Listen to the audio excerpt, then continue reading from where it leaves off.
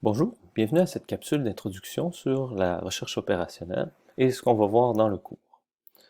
Donc, premièrement, qu'est-ce que c'est que la recherche opérationnelle? En fait, la recherche opérationnelle, c'est un domaine d'activité où on essaie de prendre les meilleures décisions possibles.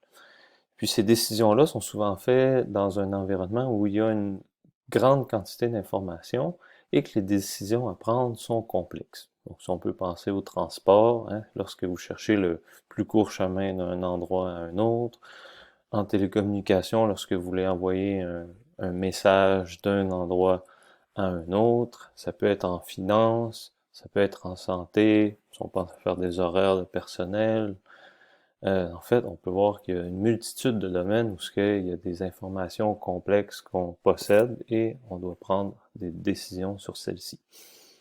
Donc, c'est une méthode scientifique. En fait, la recherche opérationnelle va un peu marier les mathématiques et l'informatique. Donc, c'est un ensemble de techniques qui fait un mélange de ces deux domaines-là. Et son but, en fait, c'est de trouver les meilleures décisions. Donc, on va souvent parler des solutions optimales. La solution optimale, en fait, c'est une mesure que l'on a sur les décisions qu'on a prises. Donc, les décisions, on est capable de les évaluer pour un certain objectif, comme par exemple que ça nous prenne le moins de temps possible se rendre d'un endroit à l'autre. Donc, on est capable d'évaluer nos décisions, le chemin qu'on va prendre vont avoir un coût, vont avoir un profit, puis on va chercher en recherche opérationnelle à maximiser notre profit ou, par exemple, à minimiser nos coûts.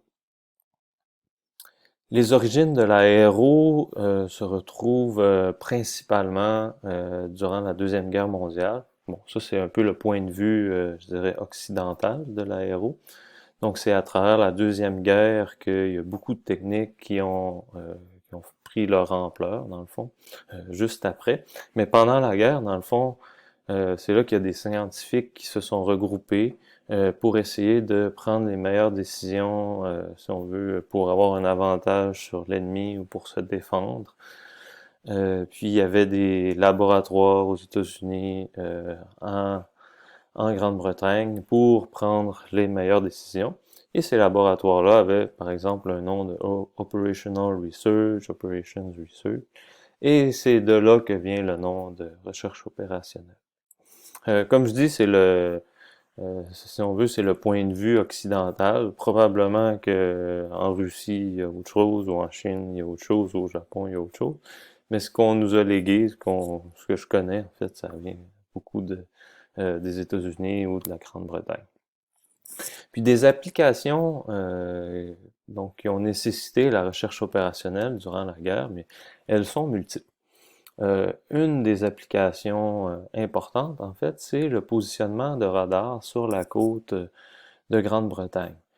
Donc, on voit la côte ici, puis on est durant la guerre, il y a les avions allemands qui essaient d'attaquer la Grande-Bretagne. Et les Anglais possédaient la technologie du radar pour voir arriver d'avance les avions. Et la problématique qu'ils avaient, c'était qu'ils devaient positionner ces tours de radar-là. Et ils voulaient les positionner de telle sorte que, bien, vont être capables de couvrir le plus grand territoire possible. Puis, on est en état de guerre, on a des ressources qui sont limitées. Donc, on veut en mettre le plus possible, étant donné les ressources que l'on a. Il y a aussi, bien, hein, même du côté des Allemands, ils avaient des problèmes, si on veut, de recherche opérationnelle. Quelle est la taille d'une meute de sous-marins pour être le plus efficace pour attaquer les convois? Du côté américain, il y avait des questions similaires, par exemple, mais il y avait les avions japonais, les kamikazes, qui euh, voulaient faire exploser leur avion sur les navires américains. Et puis les Américains, mais ils étudiaient comment se défendre contre des kamikazes. Quelle devrait être la trajectoire des navires lorsque des kamikazes s'en viennent? Est-ce qu'il vaut mieux foncer? Est-ce qu'il vaut mieux tourner?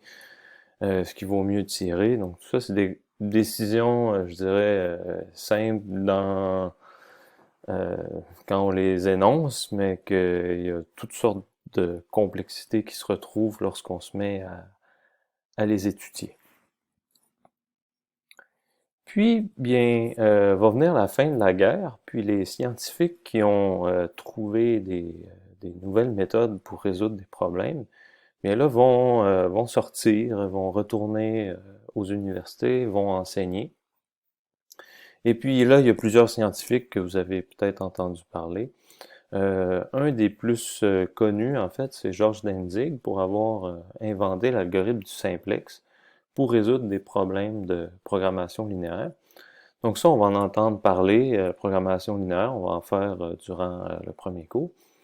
Puis l'algorithme du simplex aussi, on va le voir, en fait, ça fait partie intégrante de la programmation linéaire. Puis lui, George Dantzig, peut-être que vous le connaissez pas, mais en fait, il a fait l'objet d'un film, Le destin de Will Hunting, avec Matt Damon, film des années 90, je crois. Puis, dans le fond, ce film, en fait, c'est un peu inspiré de l'histoire de George Dantzig, donc enfant prodige qui arrivé à l'université, fait des découvertes mathématiques. C'est un peu son histoire. C'est pas exactement la même histoire. Il était pas concierge. Dans le film, il y a un concierge. Dans la vraie vie, c'est un étudiant comme les autres, mais qui fait des choses fantastiques. Puis là, bien, il y a la programmation linéaire. Il existe aussi d'autres problèmes, si on veut, qui font leur apparition. Par exemple, le problème du flot maximum, euh, qui a été étudié durant la guerre froide. Puis qu'est-ce que c'est que le flot maximum? On va en entendre parler durant le cours, dans la séance sur les réseaux. Mais le flot maximum, on étudie cela, en fait, pour savoir, ça serait quoi les goulots d'étranglement. Puis eux, pourquoi ils voulaient faire ça, les Américains? C'est la RAND Corporation, avec ces scientifiques qui ont étudié ce problème-là. Dans le fond, il y avait les Russes de Moscou, Saint-Pétersbourg, qui pouvaient envoyer des convois par train, donc ça c'est le réseau ferroviaire, vers Berlin. Puis là, la question est de savoir, mais s'ils attaquent ou s'ils envoient des troupes, bien, qu'est-ce qu'on peut faire nous pour limiter le plus possible euh, les convois? Donc ça peut se faire à travers un problème de flot maximum. Puis la réponse, en fait, il y a deux réponses un peu qui nous sont données. Donc, c'est quoi la quantité d'unités qu'on peut envoyer d'une source vers une destination, de la Russie vers euh, Berlin?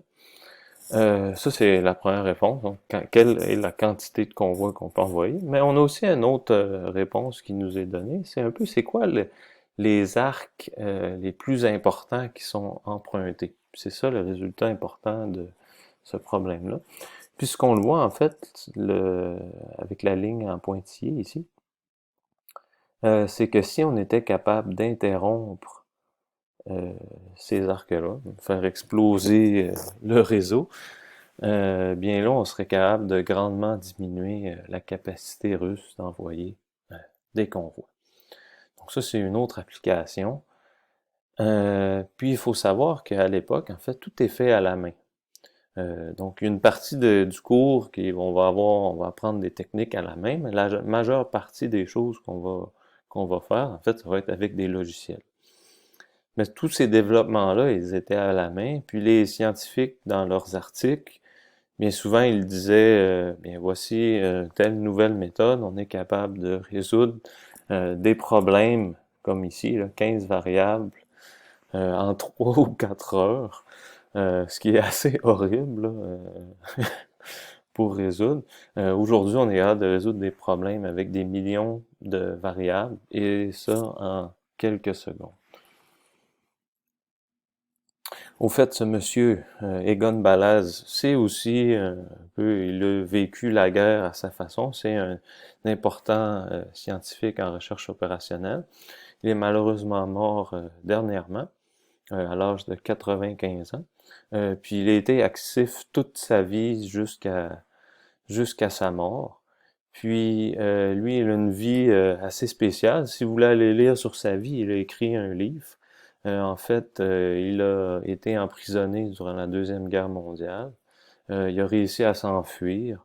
Ensuite, ben, est venue l'époque soviétique. parce que lui, il vivait soit en Roumanie ou en Hongrie, je me rappelle pas.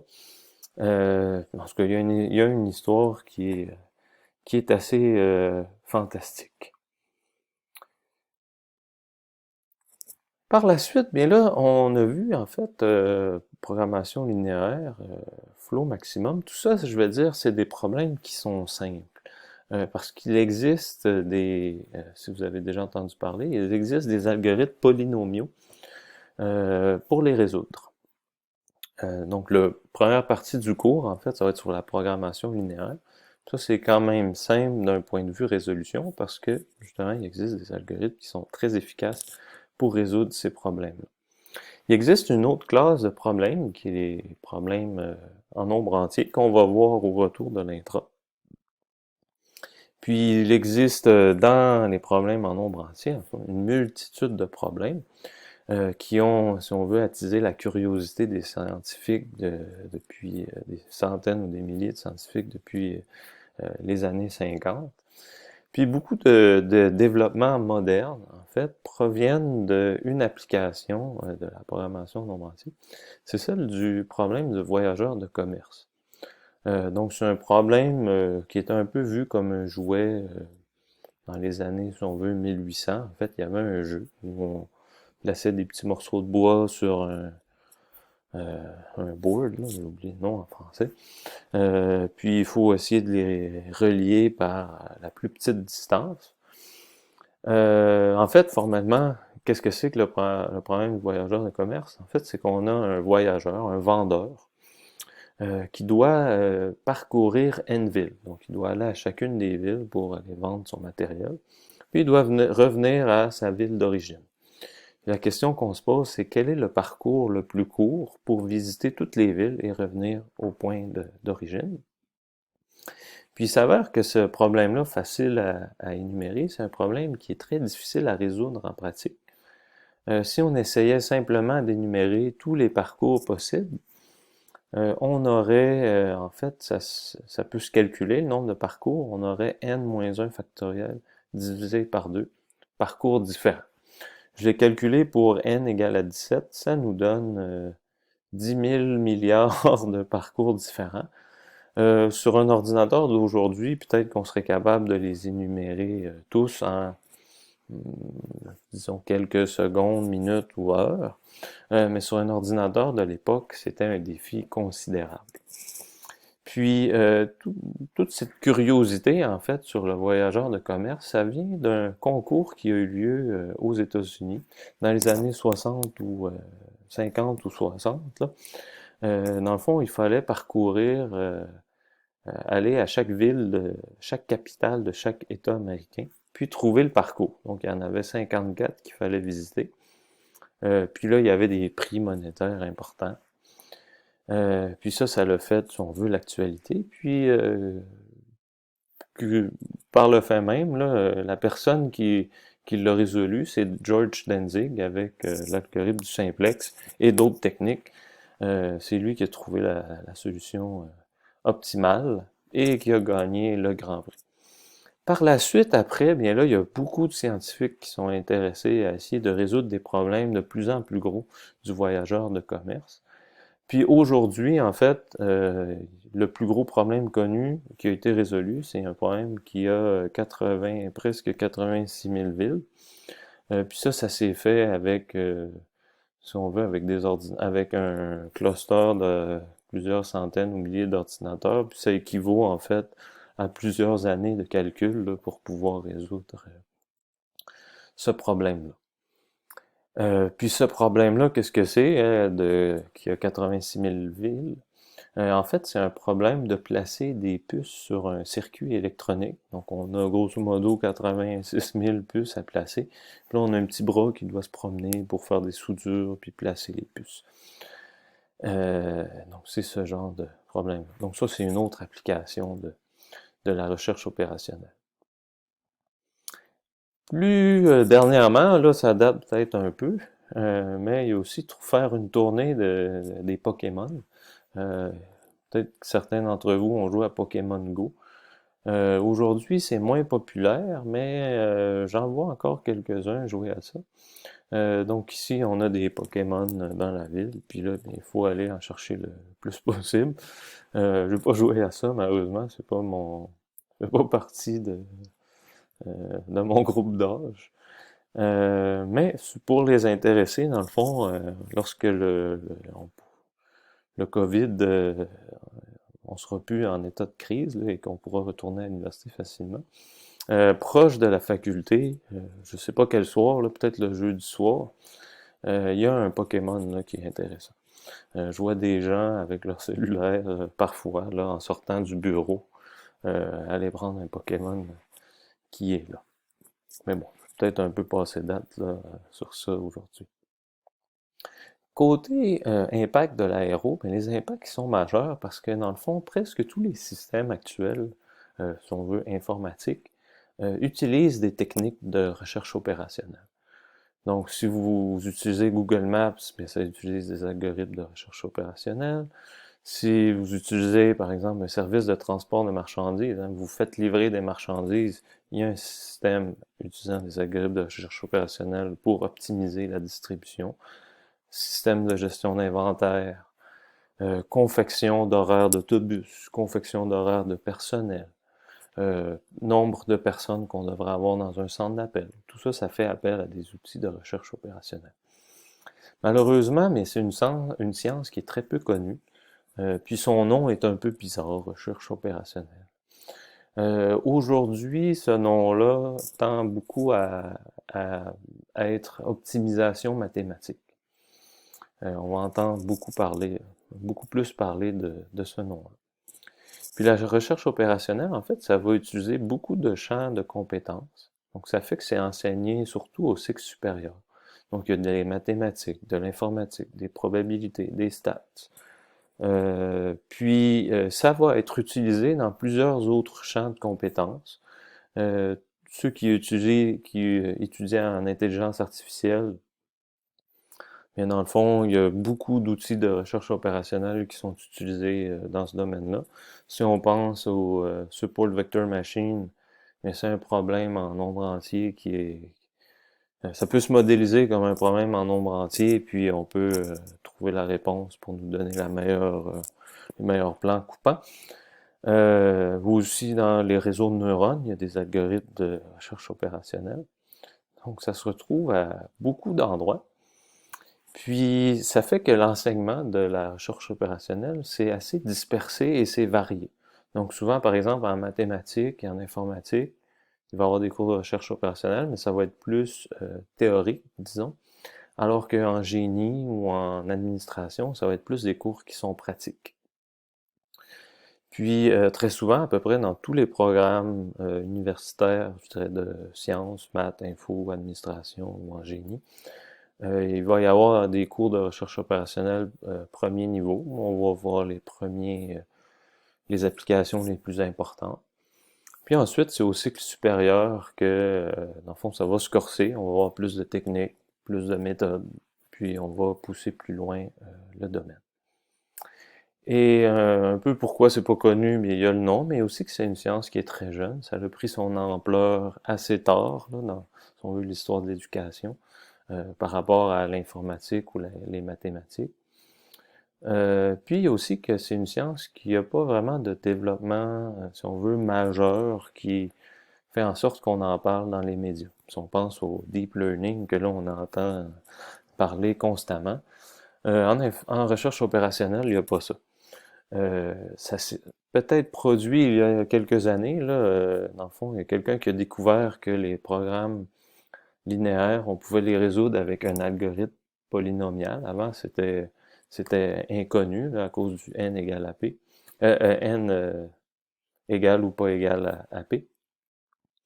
Puis quand il y a eu cette découverte-là, mais là, ça a fait les manchettes, les gens en ont parlé beaucoup, mais après, ça s'est estompé rapidement, puis c'est ce que c'est aujourd'hui. Du côté des associations professionnelles, donc à peu près dans tous les pays du monde, il existe une société de recherche opérationnelle pour faire la promotion. Donc du côté canadien, il y a la SCRO. Du côté américain, il y a Informs. Puis dans Informed, ben, il y a une liste de journaux assez prestigieux dans lesquels les chercheurs publient. Puis à peu près toutes les sociétés du monde, en font partie de l'organisation, la Fédération internationale des sociétés de recherche opérationnelle, INFORMS. Donc c'est aussi d'autres sociétés dont le but est de promouvoir la recherche opérationnelle. Puis souvent, mais ils ont des journaux, ils organisent des conférences auxquelles les chercheurs, les industriels peuvent participer. Côté logiciel, bien là, il en existe une multitude. Donc, il existe des logiciels pour, si on veut, je dirais plus applicatifs, pour gérer certaines parties de, si on veut, d'une entreprise. Puis, il existe des logiciels pour résoudre des problèmes, je dirais, plus généraux. Donc, il y en a certains qu'on va voir dans le cours. Donc, il y a Lindo qu'on va utiliser. Mais il existe Ciplex, ça c'est un logiciel de IBM. Gurobi, Express, Mosaic. Tout ça, c'est des logiciels qui nous permettent de résoudre, par exemple, des problèmes en nombre entier, programmation linéaire, etc.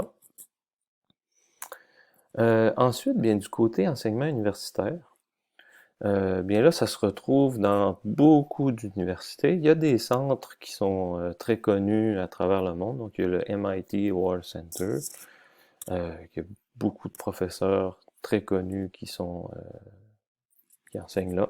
Il y a Georgia Tech, il y a Stanford. Du côté, si on veut, québécois, en fait, au Québec, on a le plus gros centre de recherche opérationnelle. Oh, excusez, on a le troisième plus gros centre au monde, qui est le CIRELD, puis qui a, je pense, presque peut-être 100 professeurs. Je devrais aller regarder parce que ça change tout le temps, là, mais il y a des centaines d'étudiants, énormément de professeurs au CIREL. Puis dans le fond, l'objectif du CIREL, c'est d'étudier les problèmes qui sont liés à la logistique et au transport. Je suis moi-même membre de ça. Puis le CIREL, en fait, regroupe des professeurs de presque toutes les universités québécoises. Donc, côté enseignement, dans le fond, à l'Université Laval, il y a des cours de recherche opérationnelle. Certains sont donnés en génie. Il y en a aussi beaucoup qui sont donnés en administration, dans mon département, opération et système de décision. Il y en a à l'Université de Montréal, au DIRO, où j'ai fait mes études, donc c'est au département d'informatique et de recherche opérationnelle. Il y en a à la Polytechnique, au département de mathématiques. Il y a aussi un département je pense que c'est système de décision au HEC, mais aussi le département opération. À l'UQAM, il y a des professeurs, à McGill, à Concordia. Il existe peut-être des centaines de professeurs au Québec là, qui font de la recherche opérationnelle. Côté entreprise, bien là, il existe beaucoup d'entreprises québécoises. Je ne les ai pas toutes mises, mais il y a beaucoup d'entreprises québécoises qui sont dominantes en recherche opérationnelle. Donc, il y a le Giro, qui est peut-être la compagnie la plus connue, qui ont un logiciel pour faire la planification d'horaires d'autobus. C'est le logiciel dominant dans ce secteur-là, et à peu près toutes les grosses villes du monde auxquelles vous pensez, ils utilisent ce logiciel-là. Côté aérien, mais il y a Chronost. Avant, en fait, c'était une compagnie développée par Adobe, créée par des professeurs de Polytechnique. Ils l'ont vendu et ça a été acheté par Chronos. Donc, eux font des horaires pour les équipages et les vols du domaine aérien. Il y a aussi INRO, donc qui a été créé par Michael Florian, qui est un ancien professeur qui est maintenant assez âgé, là. Dans le fond, qui permet d'étudier la planification des réseaux. Donc, si on enlève une voie, on ajoute une voie à notre réseau autoroutier, si on construit un pont ou un troisième lien, bien, avec ce genre de logiciel-là, on va être capable de voir c'est quoi les impacts que l'ajout, le retrait, ou si on met une lumière, c'est quoi les impacts qu'il va y avoir sur le transport. Une compagnie chez qui j'ai travaillé pendant très longtemps, pendant mes études, donc c'est Clear Destination. Puis Clear Destination vend un logiciel pour gérer la livraison à domicile. Donc pour les Québécois ici, si vous êtes déjà fait livrer un meuble, des électroménagers, bien ça a sûrement passé à travers le logiciel de Clear Destination. Il existe aussi Expressio, qui est une compagnie qui ont un logiciel pour faire de la gestion de revenus. Donc, une des clients, je sais, c'est une compagnie italienne de train. J'ai oublié le nom. Euh, Liad? Non, j'ai oublié le nom. Dans le fond, l'objectif de cette compagnie-là, c'est un logiciel qui permet de déterminer le prix des billets. Donc, ça peut être soit des billets aériens ou des billets de train, comme le cas que je vous parlais. Il y a aussi GDA, qui est peut-être une multinationale, là, qui ont acheté des compagnies de recherche opérationnelle à Montréal. Puis eux, dans le fond, leur domaine, c'est la chaîne d'approvisionnement. Donc, ça va couvrir un peu qu'est-ce que Clear Destination fait, mais Clear Destination est un logiciel plus spécialisé pour la livraison à domicile. Donc, ceci, ça va compléter ma capsule. S'il y en a qui sont intéressés à en connaître un peu plus sur le point de vue historique, là, j'ai mis quelques liens à cliquer, à consulter. Il y a aussi, s'il y en a qui sont intéressés par exemple, des entreprises et qui aimeraient travailler dans des entreprises de recherche opérationnelle, je vous ai mis les liens vers des sites de ces compagnies-là. Merci et à bientôt.